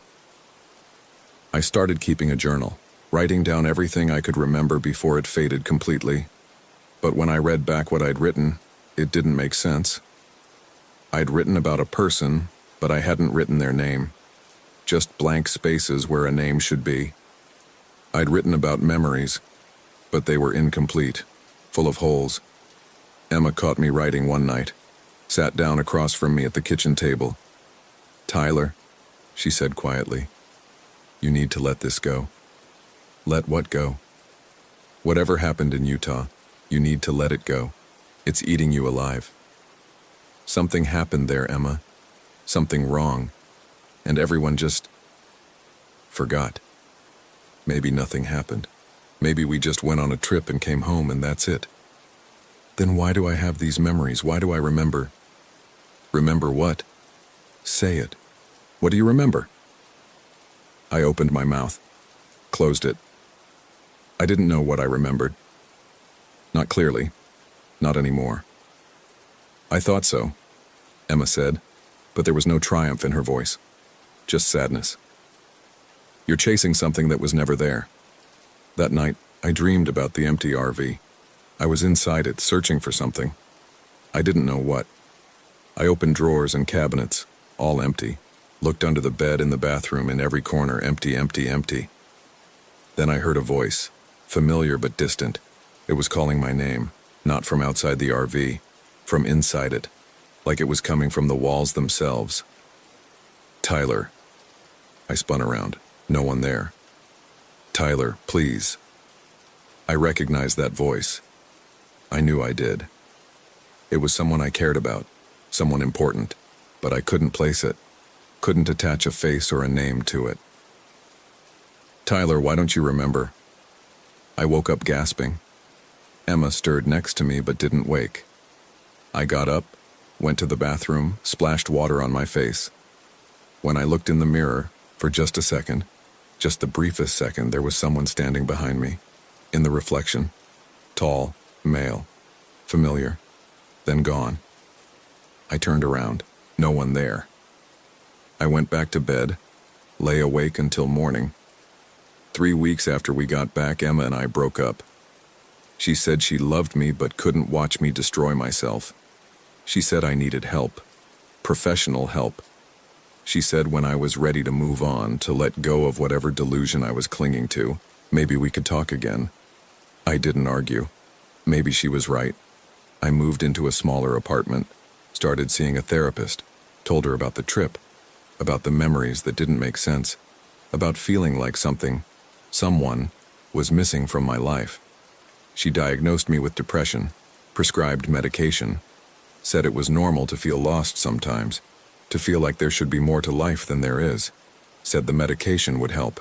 I took it. The memories faded more, life became easier, more manageable. But sometimes late at night I still feel it. That absence, that hole where something used to be. I'll be doing something mundane, making dinner, watching TV, reading a book, and I'll suddenly feel like I should be sharing this moment with someone. Not Emma, someone else, someone who knew me longer, someone who had been there for important moments in my life, someone who doesn't exist. Last week I got a package in the mail, no return address. Inside was a coffee mug. It had a brewery logo on it, one I didn't recognize. There was a note with it. Just 4 words, written in handwriting I almost recognized. Remember. Please remember. I put the mug in my kitchen cabinet. Sometimes I take it out, hold it, try to remember, but there's nothing to remember. The therapist says so. Emma said so. My mom says so. Except sometimes when I hold that mug, I hear a voice. Distant, fading, like it's calling from very far away or from somewhere that doesn't quite exist anymore. Tyler. Just my name, over and over. Tyler. Like someone is trying very, very hard to remind me they're real. I should throw the mug away. The therapist would tell me to. It's not healthy to fixate on delusions. It's not healthy to chase ghosts. But I can't. Because somewhere, in a part of my brain that medication can't reach, I know something true. Someone was there. Someone was real. Someone was important to me. And somehow, some way, I let them be forgotten. The RV is still there, you know. I checked, drove back to Goblin Valley last month. Told myself I was going for a hike to face my fears, to prove to myself there was nothing supernatural about that place. Just a campground, just a coincidence, just my mind playing tricks. But when I got there and drove to the back section where we'd stayed, that white RV was still in the same spot, still hooked up to power and water, still empty, still waiting. The campground lady, a different one this time, younger, told me it had been sitting there for months. No one knew who owned it. No registration, no paperwork. But every time they tried to have it towed, something happened. The tow truck would break down. The driver would forget why he was there. Once, the whole section of the campground lost power for 3 days when they tried to disconnect it. So they left it, said it was easier that way. I walked up to it. The door was unlocked, just like before. I stepped inside. It smelled like someone had been there recently. Not the musty smell of abandonment, but fresh. Like someone had made coffee that morning. On the counter was a mug, half full, still warm. I picked it up, looked at the logo. Same one as the mug that had been mailed to me. I set it down carefully and backed out of the RV. As I drove away, I looked in the rearview mirror. The RV shrank in the distance, but I swear, I saw someone standing next to it. Tall figure, male, waving, or maybe trying to get my attention, or maybe begging me to remember. I don't go back anymore. I don't drive past that campground. I don't think about Utah or empty RVs or missing memories. But sometimes when I'm falling asleep, I hear that voice again. Tyler. And I wonder, what happens to people when everyone forgets they existed? Do they disappear completely? Do they fade into nothing? Or do they get stuck somewhere in between, trying desperately to remind the world they were real? I don't know. I can't know. All I know is that somewhere there's an empty RV in Utah, and sometimes when no one's looking, someone makes coffee there. Someone who's waiting for me to remember. Someone whose name I can almost recall. It starts with a D, I think. Or maybe it doesn't. Maybe I'm making that up too. Maybe none of this is real. Maybe I'm the one who doesn't exist. That's what scares me most. Not that I forgot someone important, but that maybe they forgot me first. And everything I think I remember, my whole life, my history, all of it, is just the fading echo of someone who was already forgotten. The therapist says that's paranoid thinking. The medication is supposed to help with that. But the medication can't explain the mug, can't explain the RV, can't explain the voice I still hear. Can't explain why, sometimes when I look in the mirror, I see 2 reflections instead of 1. One is me. I'm sure of that. The other, I can almost recognize. Almost remember. But by the time I turn around, it's gone. They're always gone. And soon I think I will be too.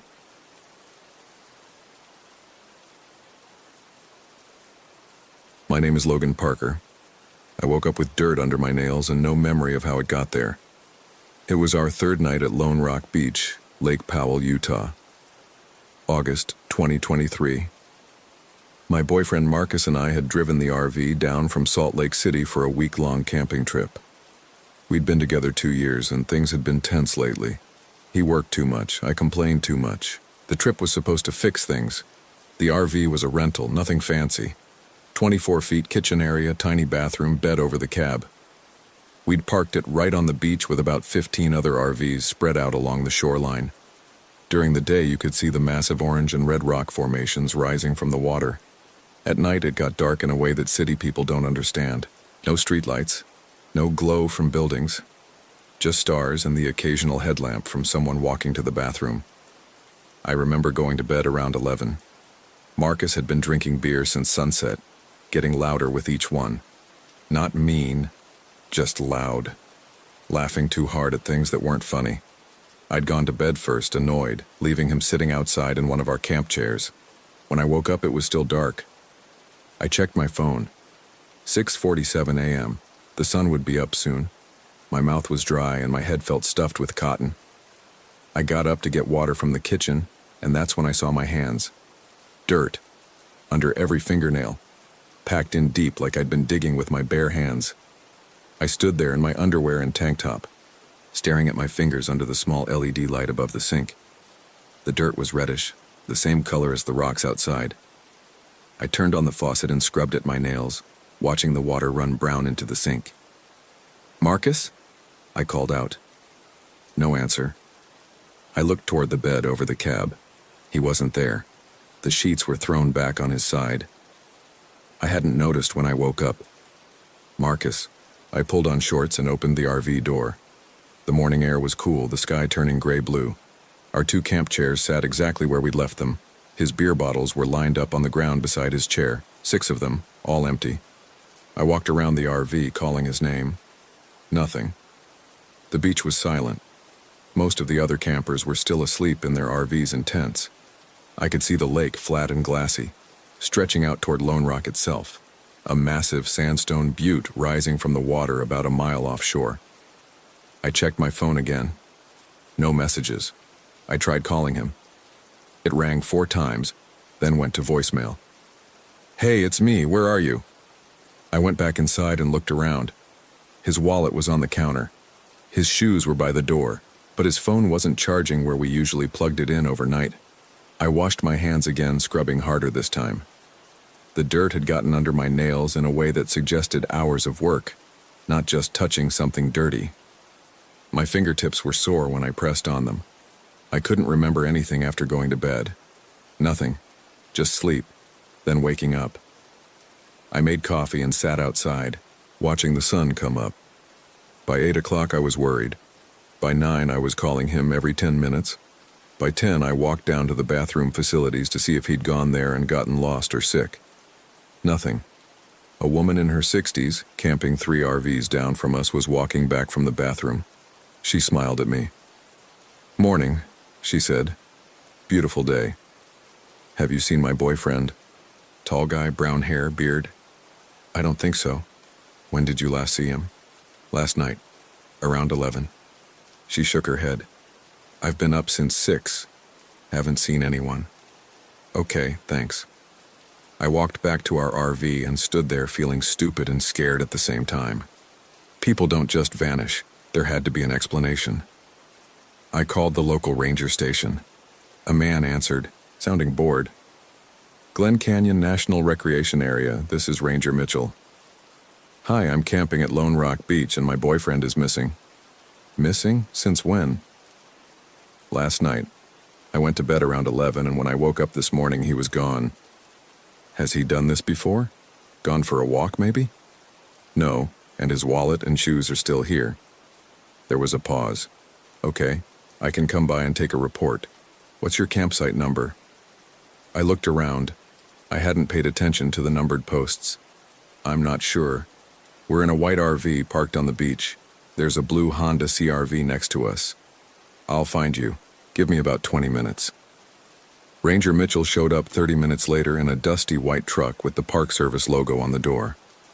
He was younger than he'd sounded on the phone, maybe early 30s, with sunglasses pushed up on his head and a clipboard in his hand. I told him everything. Marcus, the beer, going to bed at 11, waking up at 6:47, the dirt under my nails. He wrote it all down, not reacting to anything. When I finished, he looked up. And you didn't hear anything during the night? No sounds? No one moving around? No, I was asleep. Do you remember anything unusual? Dreams, maybe? No, nothing. He tapped his pen against the clipboard. The dirt under your nails. You said you don't know how it got there? No. Could you have been sleepwalking? I'd never sleepwalked in my life, but I couldn't say it was impossible. I don't think so. Sometimes people do things when they're asleep and don't remember, especially in unfamiliar places. But where's Marcus? I don't know. But let's start with some basics. I'll check with the other campers, see if anyone saw or heard anything. I'll also call it in, get some more people looking. In the meantime, you should stay here in case he comes back. Okay. He handed me a card with his number on it. Call me if you think of anything else or if he shows up. After he left, I sat in the RV with the door open, watching people go about their day. Kids ran around in the sand. Someone launched a kayak. A group set up a canopy tent and started unloading coolers. My phone buzzed. A text from my mom. How's the trip? I didn't know how to answer, so I didn't. At noon, I made a sandwich but couldn't eat it. At 1, I walked down to the water and stood there looking out at Lone Rock. The formation was impressive up close, probably 400 feet tall, its layered sandstone glowing in the sun. People said you could climb it, that there was a trail, but it looked impossible to me. I walked back to the RV. As I approached, I noticed something I hadn't seen before. Footprints in the sand near our camp. Bare footprints. They led from our RV toward the water, then stopped about 20 feet away, as if whoever made them had just disappeared. I followed them, bending down to look closer. They were large, Marcus's size. The edges were sharp, not smoothed by wind, which meant they were recent, but they just ended. No return prints. No indication of where the person had gone next. I took a photo with my phone, not sure why. Then I walked back to the RV and sat down, trying to make sense of it. Ranger Mitchell called at 3. I've talked to everyone camping within a quarter mile of you. No one saw or heard anything unusual last night. I've also got 2 other rangers searching the area on foot and by boat. We'll keep looking until sundown. Thank you. One more thing. I checked the hospital and page. No one matching your boyfriend's description has been admitted. That should have been comforting, but it wasn't. Okay. Try to stay calm. Most missing persons cases resolve within 24 hours. After he hung up, I sat there thinking about the word, most. The sun moved across the sky. Other campers cooked dinner. I could smell charcoal and grilled meat. My stomach was a knot. At 7:30 p.m., I heard footsteps outside. I jumped up and threw open the door. Marcus was standing there, wearing the same clothes from the night before. He looked tired, his t-shirt dirty, but otherwise normal. Where the hell have you been? I said. He blinked at me, confused. What do you mean? You've been gone all day since last night. I called the rangers. Everyone's been looking for you. I went for a walk. A walk? For almost 24 hours? He shook his head, like I was the one not making sense. No. I went for a walk this morning. Maybe an hour ago. Marcus, it's 7:30 at night. You left last night. He stared at me, then looked around at the other campsites, at the position of the sun. That's not right. Where were you? I went for a walk, down the beach. For a whole day? I don't. He rubbed his face with both hands. I don't know. I don't remember. I pulled him inside the RV and made him sit down. His hands were dirty, I noticed. Dirt under his nails, just like mine had been. You don't remember anything. I remember waking up. You were asleep. I felt restless, so I went outside. I walked down toward the rock and then... I'm here. That was last night, Marcus. Almost 24 hours ago. He looked at his hands, turning them over. I don't understand. I called Ranger Mitchell and told him Marcus was back. He said he'd come by in the morning to talk to him to make sure he was okay. When I hung up, Marcus was sitting in the same position, staring at his hands. "Do you feel okay?" I asked. "Yeah, just tired." "Are you hurt anywhere?" "No." I made him drink water and eat some crackers. He moved slowly, mechanically, like someone recovering from surgery. When I asked him questions, "Where exactly did you walk? Did you see anyone? Do you remember anything at all?" he just shook his head. "I'm sorry," he kept saying. "I don't know what happened." We went to bed early. Marcus fell asleep immediately, his breathing deep and steady. I lay there beside him, staring at the ceiling of the RV, listening to the quiet sounds of the campground settling in for the night. I couldn't stop thinking about the footprints that ended, about the dirt under my nails, about the fact that Marcus had lost an entire day and couldn't remember any of it. At some point, I fell asleep. I woke up digging. My hands were in the sand, scooping, pulling, pushing. I was outside the RV, kneeling on the beach in my underwear and tank top. The air was cold. My fingers burned. I stopped, pulling my hands back, looking at them in the moonlight. They were covered in sand and dirt, my nails packed full again. "What the fuck?" I whispered. I looked around. No one was nearby. The other RVs were dark and quiet. I checked my phone. 3:17 a.m. I looked down at the hole I'd made. It wasn't deep, maybe 6 inches, but it was wide, about 2 feet across. There was nothing in it, just sand and more sand. I stood up, brushing off my knees, and looked toward our RV. The door was open. I'd left it open when I walked out here, or sleepwalked, or whatever the hell I'd been doing. I filled in the hole with my foot, then went back inside. Marcus was still asleep, hadn't moved. I washed my hands in the sink, scrubbing hard, then climbed back into bed. I didn't sleep again. In the morning, I told Marcus what happened. He listened without interrupting, his face blank. "Maybe we should leave," he said. "Maybe." But we didn't. I don't know why. Part of me wanted to stay, to figure out what was happening. Part of me was afraid that leaving wouldn't change anything, that whatever was wrong with us would follow. Ranger Mitchell came by at 9.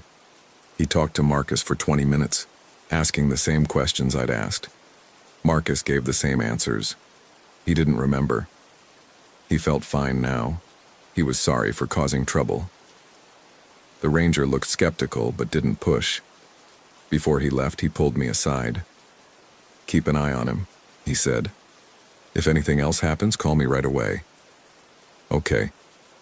And you might want to think about cutting the trip short. Sometimes places affect people in strange ways." After he left, Marcus and I sat outside in our camp chairs, not talking. The day was hot, the lake crowded with boats. Everything looked normal, safe. But I kept thinking about the ranger's words. Sometimes places affect people in strange ways. "Marcus," I said, "what do you remember about before?" "Before what?" "Before you went missing. The night before we came here, the drive down. All of it." He thought about it.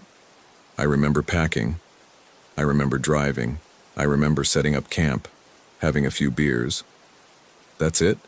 "Yeah, why?" "Just checking." But something in his answer bothered me. The way he'd said it, like he was reciting lines instead of remembering. I tried to push the feeling away. That afternoon, I took a walk by myself, following the shoreline away from our campsite. I needed to clear my head. The sun was brutal and I hadn't brought enough water, but I kept walking anyway. I passed other campers, families mostly, and nodded hello. Everyone seemed relaxed, happy. No one else was losing time or waking up with their hands buried in the sand. About a mile from our RV, I found another set of footprints, bare feet, heading away from the water toward a cluster of rocks and scrub brush. I followed them without thinking, my own prints next to the older ones in the sand. The tracks led to a small clearing behind the rocks, and there, in the center, was another hole. This one was deeper than mine had been, maybe 2 feet down, and wider. The sand around it was disturbed, like someone had been digging frantically. I knelt down and looked inside. There was nothing there, just sand. But as I stared, I noticed something. A smell. Faint, but distinct. Rot. Decay. Like something dead. I stood up quickly and backed away. The smell followed me, or maybe it was just in my head. I turned and walked back to the beach, then ran. When I got back to the RV, Marcus was gone again. "No," I said out loud. "No, no, no." I checked inside. His wallet was there, his shoes, his phone, plugged in and charging. I called his phone anyway. It rang from inside the RV. I sat down in one of the camp chairs and put my head in my hands. This couldn't be happening. Not again. I waited an hour, then 2. At 6:30 p.m., just as I was about to call Ranger Mitchell, Marcus came walking up from the water. He looked the same as before, dirty, tired, confused. "Where were you?" I asked, my voice shaking. "I went for a swim." "In your clothes?" He looked down at himself, as if just noticing. "I guess so." "Marcus, you were gone for hours." "It wasn't hours." "Yes, it was. It's almost 7. He pulled out his phone. No, wait, his phone was inside charging. But he pulled out a phone anyway from his pocket and looked at it. "It's 4:15, he said, showing me the screen. I looked at my own phone. 6:28 p.m. "Your phone is wrong," I said. "No, it's not." We stood there staring at each other, both of our phones in our hands showing different times. "What the fuck is going on?" I said. Marcus put his phone away. "I don't know." That night I duct taped the RV door shut from the inside and wedged a chair under the handle. Marcus watched me do it without comment. Then I took both our phones and put them in a drawer. "We're not sleepwalking tonight," I said. "We're not going anywhere." "Okay." We lay in bed, not touching. I stayed awake as long as I could, listening to every sound. The wind. The distant hum of a generator. Voices from another campsite. Eventually I slept. I woke up outside. It was still dark, probably early morning. I was standing at the edge of the water, waves lapping at my feet. My hands were dirty again, covered in sand that was wet and cold. I spun around looking for the RV. I could see it in the distance, maybe 100 yards away. The door was still closed, still taped shut. I started walking back, my mind racing. How did I get out? The door was taped. The chair was there. I'd made sure. When I reached the RV, I walked around it slowly. The door was still sealed. The tape was intact. The chair was still wedged under the handle from inside, but I was outside. I stood there for a long time, trying to understand. Then I noticed the RV was rocking slightly, like someone was moving around inside. I knocked on the door. "Marcus?" No answer. Marcus opened the door. Nothing. I peeled away the duct tape and pulled the door open. The chair fell away. Inside, Marcus was sitting on the floor by the bed, his back against the wall. He was awake, his eyes open, but he didn't look at me. "Marcus?" He didn't respond. I climbed inside and knelt in front of him. "Marcus, what's wrong?" His eyes moved to meet mine. They were different, still brown, still Marcus's eyes, but there was something else in them now, something that wasn't him. "You shouldn't have come here," he said. His voice was flat, emotionless. "What are you talking about?" "This place. You shouldn't have come." "Marcus, you're scaring me." He smiled, not a happy smile, a smile that didn't reach his eyes. "I know." I backed away from him, my heart hammering. "What's wrong with you?" "Nothing. I'm fine." He stood up, moving smoothly, and walked past me to the door. "I'm going for a walk." "No, you're not." He turned and looked at me. That same wrong smile. "I'll be back." And he left. I stood there shaking, trying to decide what to do. Call the ranger, follow him, lock myself in the RV. I grabbed my phone from the drawer and called Ranger Mitchell. It went straight to voicemail. I tried again. Same thing. I looked at the time on my phone. 11:34 a.m. That couldn't be right. It had been dark outside. Early morning. I opened the door and looked out. The sun was high in the sky. Midday. People were everywhere, swimming, playing, cooking lunch. I checked my phone again. 11:34 a.m. I'd lost hours. Again. I sat down on the RV steps and tried to breathe. My hands were still dirty. I looked at my nails, at the sand packed beneath them, and started to cry. Marcus came back at sunset. I was sitting in the same spot, watching the sky turn orange and pink over the lake. He sat down in one of the camp chairs and looked at me. "I'm sorry," he said. "For what?" "I don't know. Everything." He sounded like himself again. Not the flat, emotionless voice from this morning. Just Marcus. "We need to leave," I said. "Right now." "Okay." We packed up the RV in silence. It took an hour to get everything put away, to disconnect the water and power. Other campers watched us, probably wondering why we were leaving so late in the day. I got in the driver's seat. Marcus got in the passenger seat. I started the engine and pulled out onto the dirt road that led away from the beach. We drove for 10 minutes, following the GPS toward the main road. The landscape was barren here, just sand and rock and scattered brush. No other vehicles. No buildings. Then I saw it. Our RV. Parked on the beach, exactly where we'd been. I stopped the RV and stared. "What?" Marcus asked. "Look." He looked out the windshield, then turned to look at me. "What am I looking at?" "Our RV, it's still there. We're in our RV. No, look, over there, on the beach." He looked again, squinting. "I don't see anything." But I could see it clearly. Our white RV with the rental company logo. Our 2 camp chairs, our stuff. I put the RV in drive and kept going. I didn't look back. We drove for another 10 minutes. The GPS said we were heading north toward the main highway, but the landscape looked the same. Sand, rock, brush. Then I saw the sign, Lone Rock Beach, next right. I'd already passed that sign. 15 minutes ago. I kept driving. 10 minutes later, the same sign. "Marcus," I said, "do you see that sign?" "What sign?" "The one that says Lone Rock Beach." "No." I pulled over and stopped the RV. I got out and stood there looking around.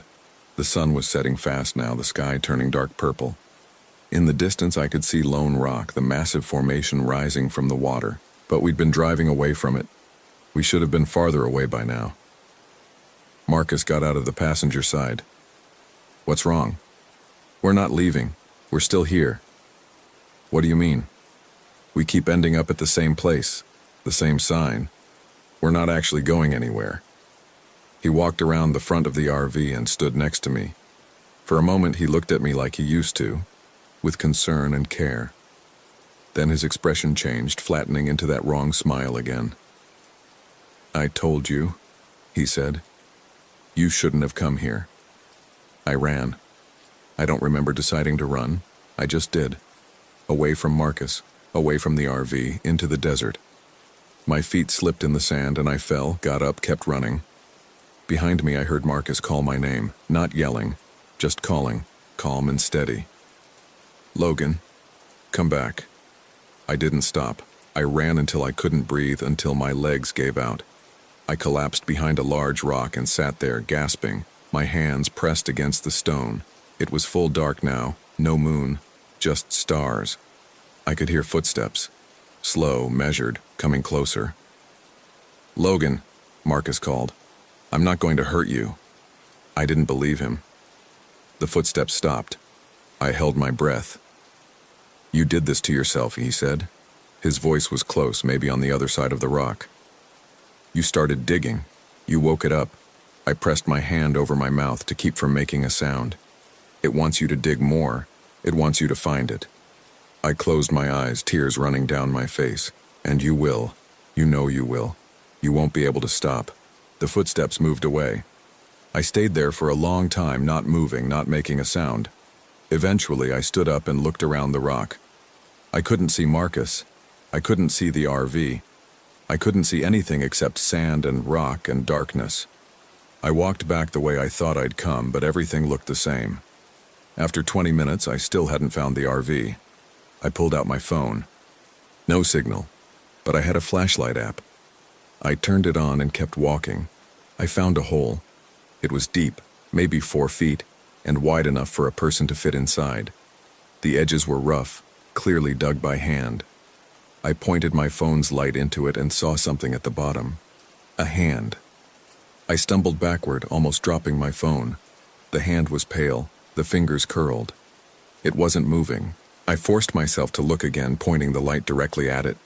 It was my hand, my fingers, my nails packed with dirt. I looked down at my own hands. They were still there, still attached to my arms, but in the hole, there was another hand. Mine. I ran again. This time I found the RV quickly, as if it had moved closer while I wasn't looking. Marcus was sitting in one of the camp chairs, drinking a beer. When he saw me, he stood up. "There you are," he said, smiling. I was worried. I backed away from him. "Stay away from me." "Logan, come on. It's just me." "You're not Marcus." "Of course I am." "No, you're not." He took a step toward me. I took a step back. "What did you see out there?" he asked. "Nothing." "You're lying. You found one, didn't you? One of the holes." I didn't answer. "They're everywhere," he said, "all around the lake. People dig them. They don't know why. They just do. And then they find things, parts of themselves, things they've lost, things they never knew they were missing. I want to leave. You can't. None of us can. Once you start digging, you have to finish. I don't understand. You will." He walked past me to the RV and went inside. I stood there alone, listening to the sound of the lake. I knew he was right. I could feel it in my bones, in the ache of my hands, in the sand still packed under my nails. Something inside me wanted to dig, needed to dig. I looked down at the beach, at the sand beneath my feet, and I started. I dug with my bare hands, pulling up sand, pushing it aside. My fingernails broke. My hands bled. But I kept digging. I don't know how long I worked. Hours, maybe. The sky lightened. The sun came up. Other campers emerged from their RVs and tents. No one said anything to me. They just watched as I dug. When I reached 5 feet down, I found it. Not a body, not bones. Something else. A mirror. It was oval-shaped, old, the glass dark and warped. I pulled it out of the sand and held it up. My reflection stared back at me, but it was wrong. The eyes were too dark, the smile too wide, and there was dirt smeared across the face, like I'd been buried. I dropped the mirror and scrambled out of the hole. My legs barely held me. Marcus was standing nearby, watching. He nodded, like I'd done something right. "Good," he said. "Now you understand." "Understand what?" "You're already gone. You've been gone since the first night. What's standing here now is just what's left." I looked down at my hands. The dirt was under my nails again, but this time it didn't wash off. It was part of me. I looked at the RV, at the other campers going about their morning routines. Everything looked normal, but I knew it wasn't. I knew I couldn't leave. I knew I would dig again tonight, and the night after that, and the night after that, until there was nothing left to find. My name is Logan Parker. I'm still at Lone Rock Beach, Lake Powell, Utah. It's been 3 weeks since I first woke up with dirt under my nails. Marcus is here too, though I don't know if he's really Marcus anymore. Maybe he never was. Every night I dig. Every morning I find something. Last night it was teeth, small and white, still attached to a piece of jawbone. They were mine. I'm still here. I'll always be here. If you come to Lone Rock Beach, you'll probably see me. I'll be the woman sitting by a white RV staring at the water. My hands will be dirty. Don't talk to me, don't ask if I need help.